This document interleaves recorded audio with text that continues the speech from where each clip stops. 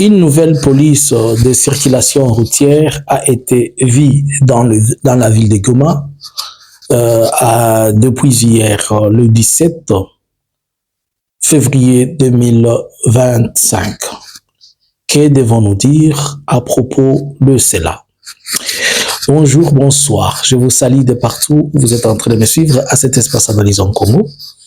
Encore une seconde fois, nous nous retrouvons dans notre espace Analyse en Congo. Nous partageons les analyses et nous essayons ensemble de comprendre dans la profondeur les réalités et analyser les situations. Alors, nous sommes aujourd'hui le 18 février 2025.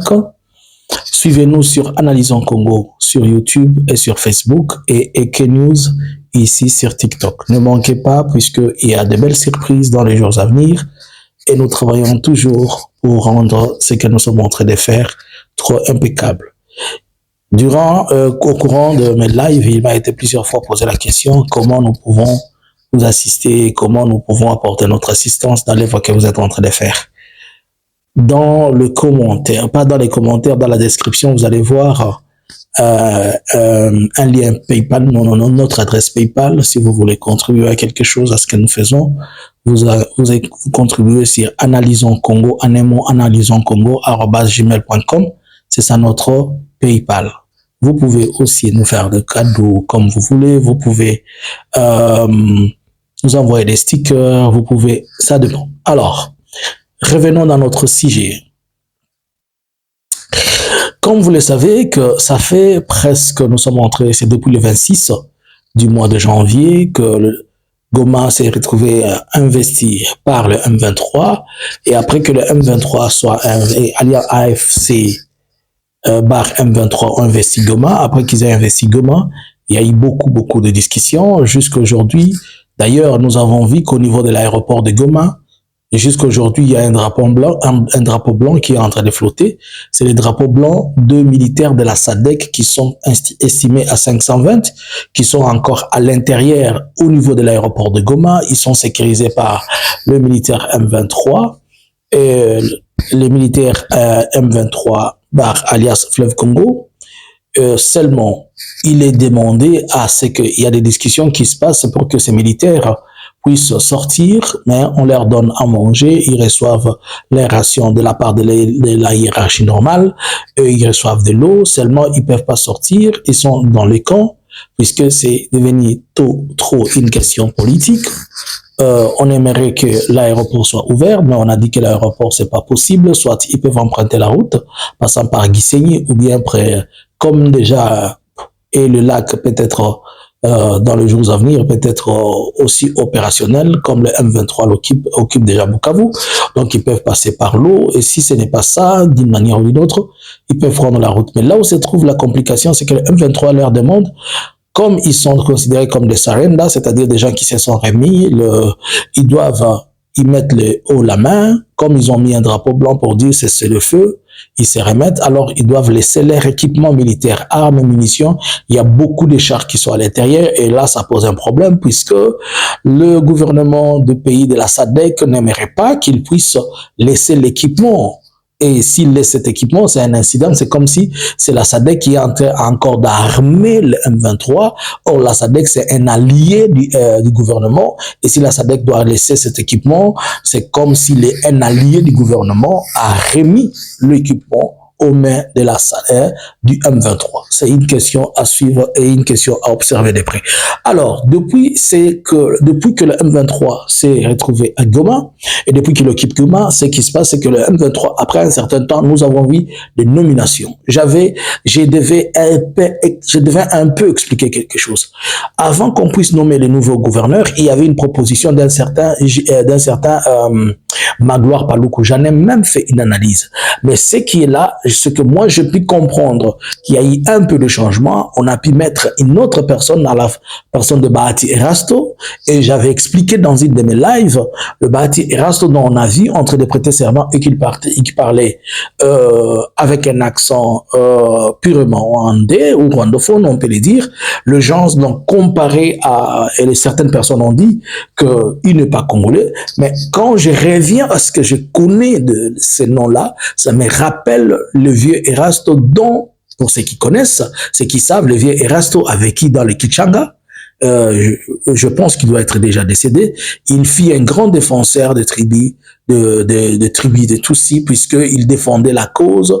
Il était presque, nous pouvons dire, un coutumier, pour les gens qui les connaissent. Donc son fils, jadis, il y avait même l'un de ses fils, de son fils qui était dans l'armée. Alors, le gouverneur et son fils là, je pense, c'est le colonel Gatieri, s'il vit encore. Avec les années, les gens peut-être le front l'a pris, je ne sais comment. Alors, le gouvernorat de la province a été établi, il y a eu un maire de la ville et tout ça. Alors pourquoi, si je passe un peu rapidement, pourquoi on a pris, selon moi, d'après mes analyses, pourquoi est-ce qu'on a pris un Tutsi à la place de Nande qui était là? On doit commencer à parler de ces choses.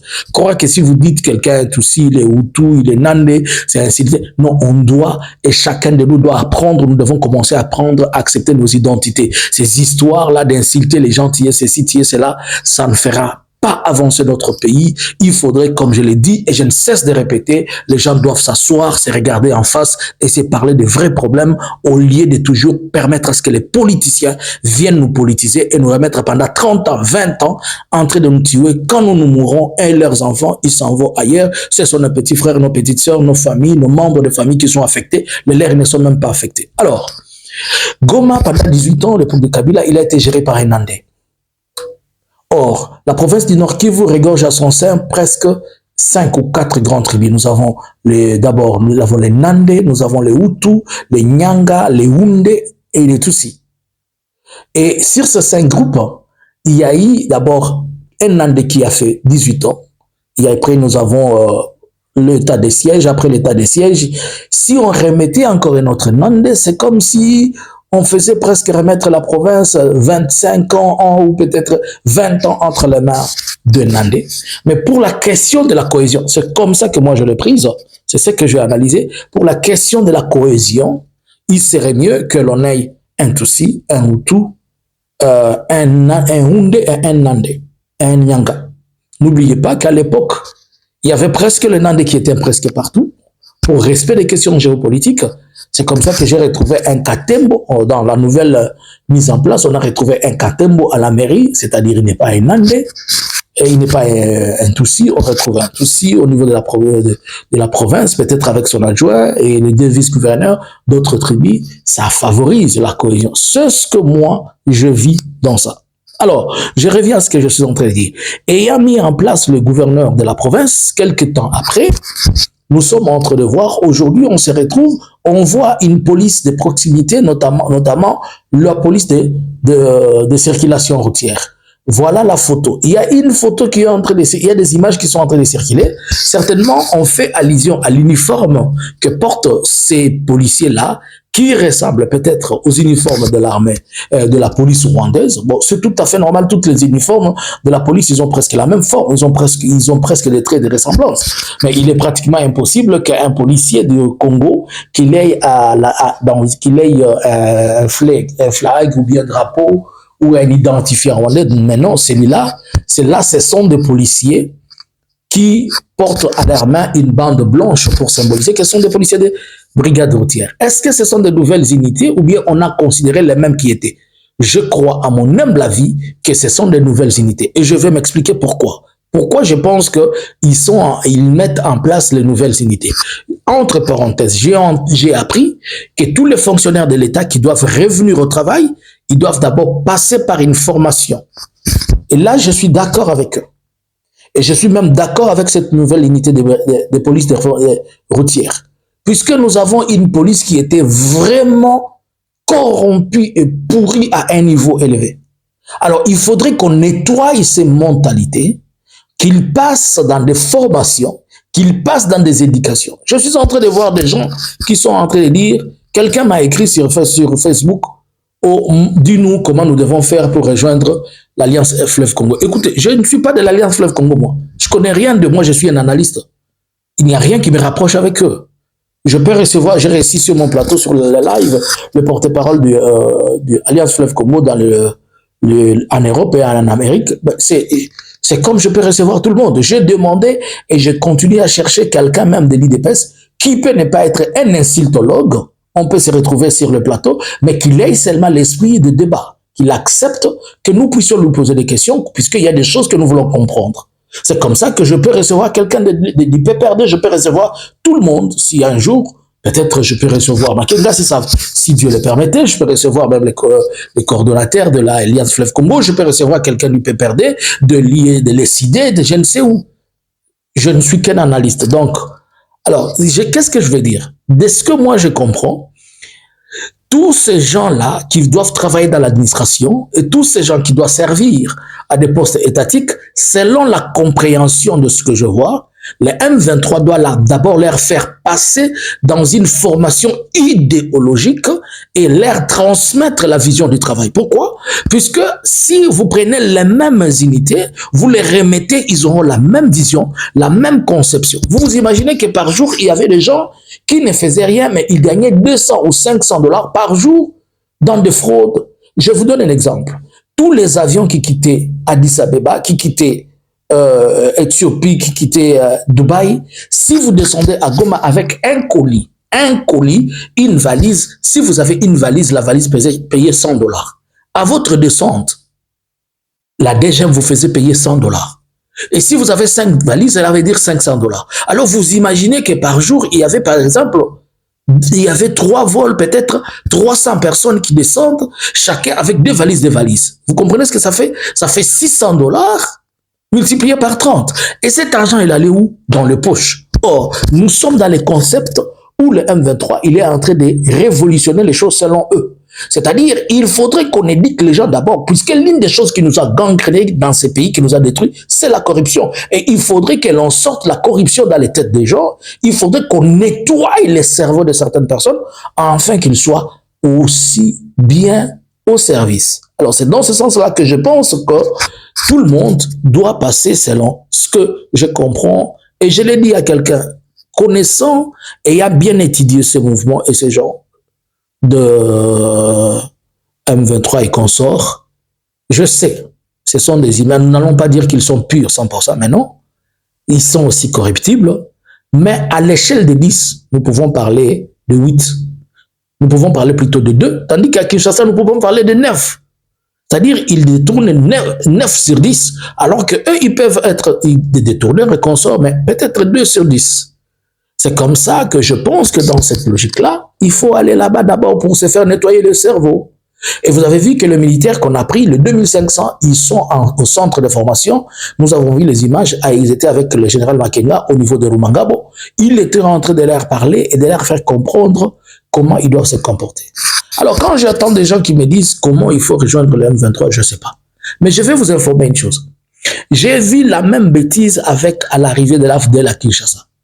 Il y a des gens qui aimeraient rejoindre ce mouvement-là, mais ils attendent qu'ils arrivent à Kinshasa pour que chacun vienne avec son dossier et dise « J'ai étudié à Louvanium, j'ai étudié. » Vous aurez ces mêmes problèmes-là.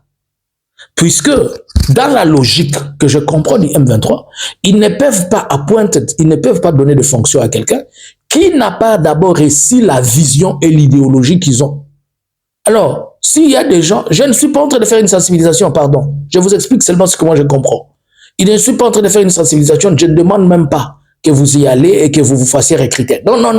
Sortez-moi de ces choses-là. Je ne suis qu'en train de vous faire comprendre que d'après ce que moi je comprends, il ne pourra pas céder un poste quelconque de responsabilité à une personne qui n'est pas passée par leur chemin au travers la formation, au travers l'idéologie, la vision et surtout le nettoyage pour faire un pays bien concis et développé. Et que pendant ce temps, ils ont besoin de l'argent car la guerre coûte énormément cher.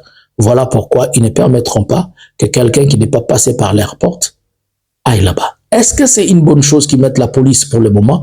Oui, et cela veut dire que les choses sont durables et ils sont sérieuses.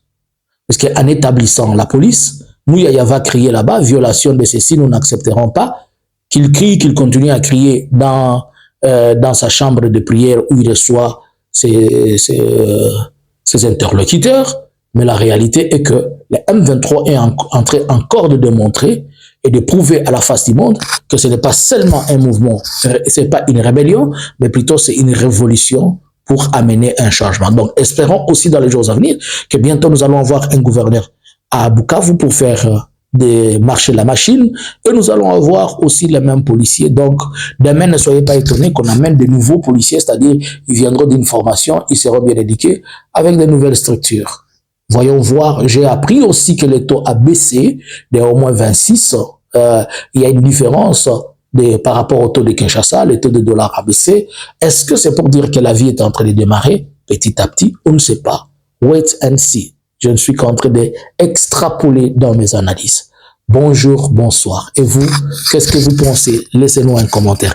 Est-ce que le M23 fait une bonne chose de pouvoir, l'Alliance Fleuve Congo, est-ce que Corneille Nangaa, avec le gouvernorat de la province, dont le gouverneur peut-être est en train de mettre en place des choses, ils font de bonnes choses, ce qu'ils sont en train de faire, ou bien ce sont des choses que nous devons mettre entre parenthèses et on doit les négliger? Il y a un désordre dans les têtes, dans les tibias. Bah, tibia na biso za na désordre. Sengeli ba longola mwa busoto za na kati ya tibia na biso po ete toza malamu.